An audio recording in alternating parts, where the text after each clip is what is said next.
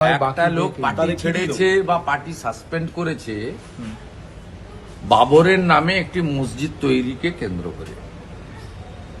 ওনার ঘোষিত অবস্থান যে বাবরি মসজিদ নির্মাণ, সেটার উদ্দেশ্য তিনি এমন দিন করেছেন যেদিনকে বিতর্কিত ধাঁচা, কর সেবকরা সেদিন বিতর্কিত ধাঁচাতে পুনরায় রাম জন্মভূমিকে উদ্ধার করেছিলেন। পরে সুপ্রিম কোর্টের হস্তক্ষেপ হয়েছে, আমি সে বিষয়ে যাচ্ছি না। কিন্তু যে ব্যক্তির বিদ্রোহ সূচিত হয়েছে তার ধর্মীয় যে আবেগ সেটাকে কাজে লাগিয়ে তার যে প্রার্থনা ঘর সেটা বাবরের নামে তৈরি করার মধ্য দিয়ে তার তো ঘোষিত অবস্থান এটাই থাকবে এবং তার ক্যাপিটাল পুঁজি এই মুসলিম ভোট ব্যাংকই হবে। তাতে স্বাভাবিক, উনি হুমায়ুন কবির যেটা বলছেন এটা তার ঘোষিত অবস্থান। মমতা ব্যানার্জির মতো সেকুলারিজমের নামে তোষণের রাজনীতির কথা তো বলেননি, সোজা কথা বলেছেন। মুসলিম লীগ কেরালাতে আছে কংগ্রেসের জোট সঙ্গী, মুসলিম লীগ তামিলনাড়ুতে আছে সিপিএম এর জোট সঙ্গী, সেখানে ডিএমকে, সিপিআই, সিপিএম, কংগ্রেস এবং মুসলিম লীগ সেখানে জোটে আছে। অতএব এরা তো মুসলিম লীগের তো ঘোষিত অবস্থান আছে। তো হুমায়ুন কবিরের সেই অবস্থান তিনি ঘোষণা করেছেন। এটা পশ্চিমবাংলার গরিষ্ঠ সংখ্যক হিন্দুকে ভাবতে হবে যে তারা পশ্চিমবাংলায় হুমায়ুন কবিরদের নেতৃত্বে মুসলিম মুখ্যমন্ত্রী চান না মুসলিম মুখ্যমন্ত্রী আটকাতে চান। আমরা পরিষ্কার কথা, মুসলিম মুখ্যমন্ত্রী পশ্চিমবাংলার সংখ্যাগরিষ্ঠ হিন্দু সমাজ চায় না।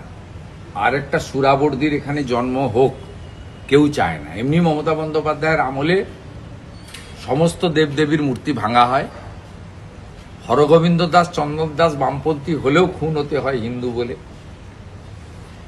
ধুলিয়ানে হিন্দুদেরকে পলায়ন করতে হয় স্বাধীনতার পরে বৈষ্ণবনগরে হিন্দু জায়গায়, মহেশতলাতে আমাদের মাতা তুলসীর মঞ্চকে তুলে ফেলে দেওয়া হয় প্রকাশ্যে পুলিশের সামনে, পুলিশ প্রিজন ভ্যানে তোলে কাকদ্বীপে কালী মায়ের মূর্তিকে, রামনবমীর মিছিলে পাথর পড়ে এনআইএ হয়। এই ভবানীপুরে দাঁড়িয়ে আছি, এখানে গত বছর আমাদের দোলের আগে আমাদের এখানে বাঙালিদের সংস্কৃতি আছে, আজ আমাদের নেড়াপুড়া, কাল আমাদের দোল, আর হিন্দিতে হোলিকা দাহন বলে, হোলির ঠিক আগের দিন হয়। গতবারে আমাকে হাইকোর্ট থেকে পারমিশন নিয়ে এই পিছনের একটা ছোট গলি রাস্তায় করতে দিয়েছিল। হোলিকা দাহন করব, দোল পূর্ণিমা করব, তার জন্য হাইকোর্টে যেতে হয়। তবে এখন তো কার্যত আমরা জামাতের রাজত্বেই আছি, মুসলিম লীগ 2। আর হুমায়ুন কবির সেকুলারিজমের খোলসটা ছেড়ে সরাসরি বলছেন, যেটা আসাউদ্দিন ওয়াইসিও বলেন। অতএব লড়াইটা পশ্চিমবঙ্গে সনাতনী হিন্দু সমাজ রাষ্ট্রবাদীদের সঙ্গে এই মৌলবাদী শক্তির হবে। সেক্ষেত্রে আরেকটা প্রশ্ন, হাওড়ায় দেখা যাচ্ছে আবারও আক্রান্ত বিজেপি কর্মীরা। বারবার জায়গায় জায়গায় ভোটের আগে বিশেষ করে বিজেপি কর্মীদের এইভাবে আক্রমণ করা হচ্ছে, মারধর করা হচ্ছে। বিজেপি লড়ছে, রাস্তায় আছে, বাকি তো কেউ রাস্তায় নেই। কংগ্রেসের তো অস্তিত্ব নেই। হুমায়ুন কবির তো মুসলিম পাড়ার মধ্যে সীমাবদ্ধ। আমাদের পীর সাহেবের পার্টি নৌসাদও তার যেখানে ভক্ত কুল আছে সেই জায়গার মধ্যে সীমাবদ্ধ, সামগ্রিক লড়াইতে নেই। আর সিপিএম তো নিজেই বেসামাল অবস্থায় আছে, শূন্য তো কাটবেই না, মহাশূন্যের দিকে এগিয়ে যাচ্ছে। পার্লামেন্টের রাজ্যসভায় তো একটা শেষ ছিল বিকাশ ভট্টাচার্য, তিনিও আগামী কয়েকদিন পরে প্রাক্তন সাংসদ হতে চলেছেন। তাহলে লড়াই বিজেপির সঙ্গে। তাই বিজেপিকে প্রতিহত করতে পারলে চোরেদের পার্টি, পারিবারিক পার্টি মুসলিম লীগ 2, জামাতিদের নেত্রী, তিনি আরেকবার ক্ষমতায় আসতে পারবেন। ক্ষমতায় এসে গ্রেটার বাংলাদেশ বানাবেন। পরবর্তীকালে ওপারের জামাত এপারের জামাত মিলে প্রধানমন্ত্রী হয়ে যেতে পারেন।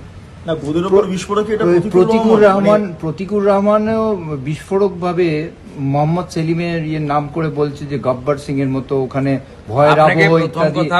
তাকে নিয়ে যে মোহাম্মদ সলিম আর প্রতিকুর রহমান এক নয়। আপনাদের কাজই হচ্ছে কিছু বিড়ালকে বাঘ বানানো। আপনারা মিডিয়া এটা করছেন। প্রতীকুর রহমানের কি রাজনৈতিক বেস আছে উইদাউট সিপিএম?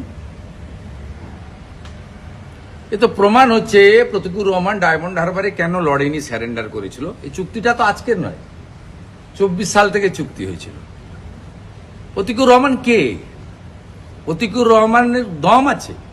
আমাকে যখন বলা হয়েছিল যে পিছন থেকে ফিরাদ হাকিম বলেছিল, কল্যাণ ব্যানার্জি বলেছিল যে পিছন থেকে মমতা ব্যানার্জির ছবিটা সরিয়ে দিলে শুভেন্দুর চেয়ারগুলো সামনে ফাঁকা হয়ে যাবে, আমি তো সেই চ্যালেঞ্জ অ্যাকসেপ্ট করে মমতা ব্যানার্জিকে নিজেকে হারিয়ে দিয়েছি। মমতা ব্যানার্জি বিডিওকে দিয়ে, ওসিকে দিয়ে, আইসিকে দিয়ে লোক আনেন, বিরিয়ানির পচা বিরিয়ানির প্যাকেট খাইয়ে স্কুলের বাচ্চা নিয়ে আসেন, সাইকেল দেওয়ার নামে লোক আনেন।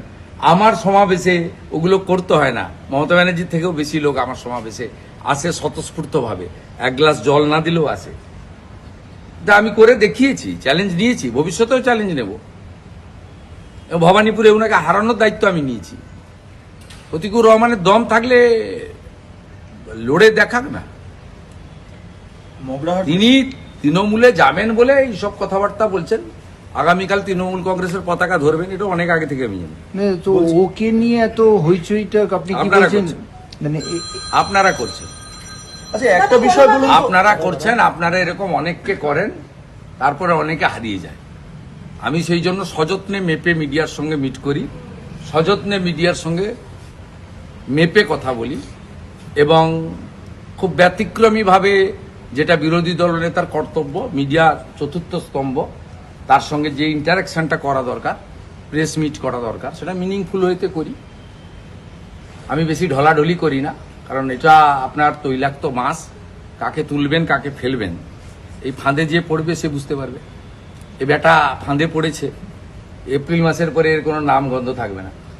বলছি একটা বিষয়, যে এসডিপিও মানে হাত ধরে মূলত প্রতিকূলের বাড়িঘর ভাঙা হয়েছিল 2024-এ, আজকের দিনে দাঁড়িয়ে সেই এসডিপিও কে, মানে আপনার এই এলাকার এখন এই মুহূর্তে এসপি, এসপি নয়, এসপি ইনচার্জ। এসপি ইনচার্জ, মানে তিনি খুব ওই ভালো জেলাতে মনে এসপি করেন। থাকে, হ্যাঁ। এসপি ইনচার্জ থাকে। মানে প্রতিকূলের এই ধরনের যে বক্তব্যটা হঠাৎ করে, নিজের বাড়িঘর ভাঙা হয়েছে যার নেতৃত্বে দাঁড়িয়ে, তাকেই এত বাহবা।